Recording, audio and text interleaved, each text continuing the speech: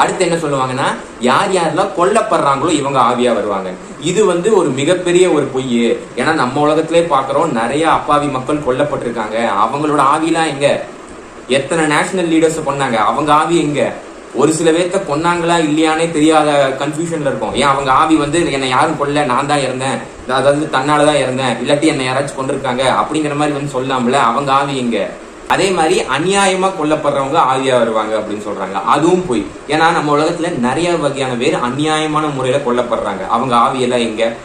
எத்தனை பெண்கள் கற்பழிக்கப்பட்டு கொல்லப்பட்டிருக்காங்க, அவங்க ஆவிதான் ஏன் அந்த கற்பழிச்சவங்களை பழிவாங்கல? எத்தனை குழந்தைங்க எரிஞ்சு போய் செத்தாங்க, அவங்க ஆவிலாம் அந்த எரியறதுக்கு காரணமா இருந்தவங்களை ஏன் பழிவாங்கல? இன்னும் ஆக்சிடென்ட்ல எத்தனை பேர் செத்துருக்காங்க, அவங்க ஆவி ஏன் பழிவாங்கல? இன்னும் எத்தனையோ பேர் செத்து போயிருக்காங்க, போராட்டம் பண்ணதுக்கெல்லாம் கொண்டிருக்காங்க, அவங்களாம் ஆவி ஏன் கொண்டவங்களை பழிவாங்கல?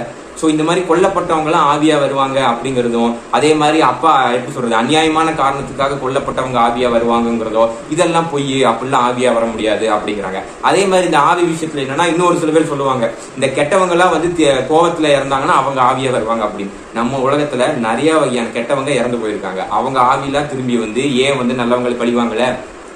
அநியாயமா கொலை பண்ண எத்தனை பேத்துக்கு நம்ம உலகத்துல மரண தண்டனை வச்சிருக்கோம், அவங்க எல்லாம் இறந்தானே போனாங்க, அவங்க ஆவியெல்லாம் ஏன் பழிவாங்கல?